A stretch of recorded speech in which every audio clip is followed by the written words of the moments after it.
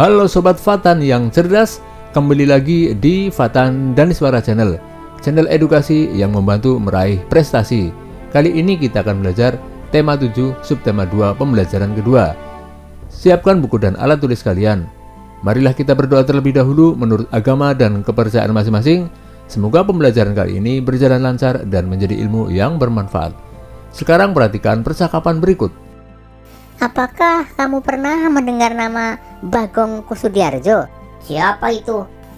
Beliau adalah seorang tokoh seni tari Jawa. Beliau mempunyai sanggar tari di Yogyakarta. Beliau menciptakan banyak karya tari. Beliau juga memimpin pertunjukan tari. Sekarang bacalah teks berikut. Bagong Kussudiardjo. Bapak Bagong Kussudiardjo merupakan seorang seniman serbabisa. Beliau lahir di Yogyakarta pada 9 Oktober tahun 1928. Beliau sempat menimba ilmu di Akademi Seni Rupa Indonesia, Yogyakarta pada tahun 1954. Pada tahun 1957, beliau belajar koreografi dari tokoh tari modern Martha Graham di New York, Amerika Serikat. Pak Bagong merintis karir di dunia seni sebagai penari Jawa klasik.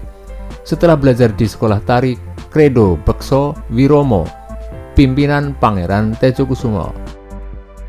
Selama bertahun-tahun menimba ilmu, Pak Bagong berkembang menjadi sosok yang selalu berkreasi. Banyak ide yang diwujudkan dalam bentuk tari-tari klasik. Bahkan di mata seniman Indonesia, Pak Bagong dijuluki sebagai begawan seni. Maklum, selain menekuni dunia tari, puisi, seni lukis, dan seni patung, Pak Bagong juga aktif merintis seni batik kontemporer. Pada 5 Maret 1958, Pak Bagong mendirikan pusat pelatihan tari Bagong Kussudiardjo. Tepat 20 tahun kemudian, ia membangun padepokan seni yang ruang lingkupnya lebih luas, mencakup tari, ketoprak, karawitan, dan sinden. Sejumlah karyanya juga pernah dipentaskan di beberapa negara.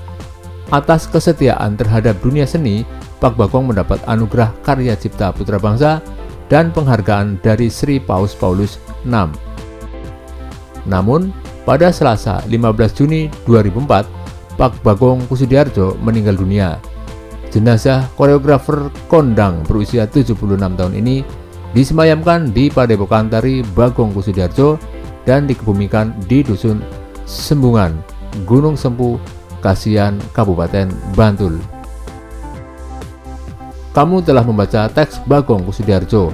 Sekarang kerjakan tugas berikut. 1.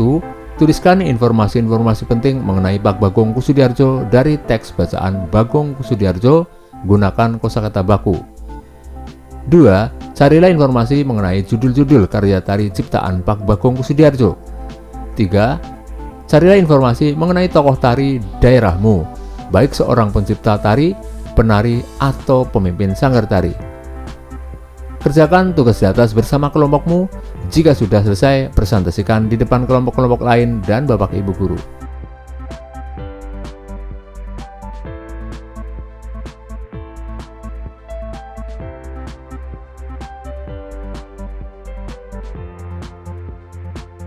Bapak Bagong merupakan seorang tokoh tari daerah. Tari daerah dapat ditarikan secara tunggal, berpasangan, atau kelompok. Berikut contoh-contoh tari daerah yang ditarikan secara berpasangan. Sekarang bacalah teks berikut. Tari daerah berpasangan. Terdapat berbagai jenis tari di Indonesia. Ada tari daerah dan ada pula tari kreasi modern. Berdasarkan banyaknya penari yang menarikan, ada tari tunggal, tari berpasangan, dan tari kelompok. Berikut beberapa contoh tari daerah berpasangan. 1. Tari piring. Tari piring merupakan tarian yang berasal dari daerah Minangkabau, Sumatera Barat. Pada zaman dahulu, tari piring dipentaskan pada saat panen sebagai ungkapan rasa gembira dan syukur. Sesuai perkembangan zaman, saat ini tari piring dipentaskan pada acara-acara penting, seperti acara pernikahan. Tari piring dibawakan dalam bentuk tari berpasangan, putra dan putri yang terdapat dalam sebuah kelompok pementasan. 2. Tari Serampang 12. Tari Serampang 12 merupakan tari yang terkenal di daerah Melayu, seperti daerah Sumatera Utara, Sumatera Barat, dan Riau. Tari Serampang 12 merupakan tari pergaulan yang ditarikan secara berpasangan, sejenis atau putra dengan putri. Tari Serampang 12 diciptakan oleh Sauti pada tahun 1940-an. Tari Serampang 12 terdiri atas 12 pola gerak, pola edar, dan tata urutan yang didasari oleh gerakan yang ada dalam tari Melayu, seperti tari Mak Inang, tari Ronggeng Melayu, dan tari Zapin. 3. Tari Payung. Tari payung merupakan tari pergaulan yang dibawakan secara berpasangan. Tarian ini dibawakan oleh sepasang muda-mudi dan menggunakan perlengkapan payung. Payung lebih banyak digunakan oleh penari laki-laki, sedangkan penari wanita mengekspresikan gerakannya dengan permainan selendang. Busana penari pria berupa satu setel baju kecak musang, kain saping, dan tandak. Busana penari wanita meliputi satu setel kebaya labu, kain songket, ikat pinggang, dan selendang. 4. Tari Legong. Tari Legong dimainkan oleh dua orang penari perempuan. Oleh karena merupakan tarian ritual persembahan, legong dahulunya hanya boleh ditarikan oleh gadis yang belum pernah menstruasi. Namun, seiring pergeseran fungsinya sekarang sebagai media hiburan, aturan tersebut sudah ditinggalkan. Penari legong selalu membawakan kipas sebagai alat bantu. Sekarang, cobalah kegiatan berikut. Lihatlah sebuah video tari daerah berpasangan. Perhatikan gerakan dan pola lantai penari dalam menyajikan tarian. Tirukan 5 gerakan dari tarian tersebut. Berlatihlah melakukan gerakan-gerakan tari tersebut hingga mahir. Gerak tari berpasangan dapat dilakukan antara laki-laki dan perempuan, perempuan dan perempuan, atau laki-laki dan laki-laki. Namun dalam pelaksanaannya, tidak selalu hanya dua orang penari yang menarikan. Dalam pementasannya, tarian dapat ditarikan oleh beberapa pasang penari sekaligus. Peran tiap penari berbeda-beda, tetapi masing-masing penari berperan serta untuk menghasilkan sajian tari yang terlihat indah dan harmonis. Tarian yang panjang dan gerak tari yang bersemangat dapat menyebabkan penari berkeringat banyak. Iya, betul. Oleh karena itu, para penari sangat memperhatikan kebersihan badannya. Kita juga harus menjaga kebersihan badan. Remaja yang sedang dalam masa pubertas biasanya banyak beraktivitas.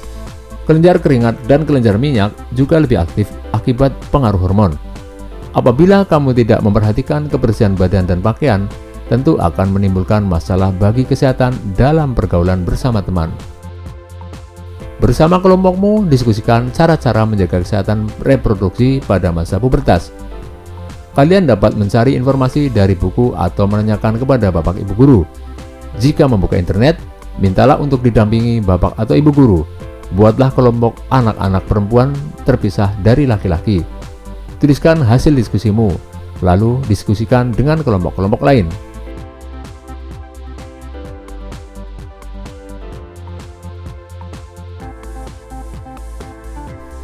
Demikianlah pembelajaran kali ini Sobat Fatan.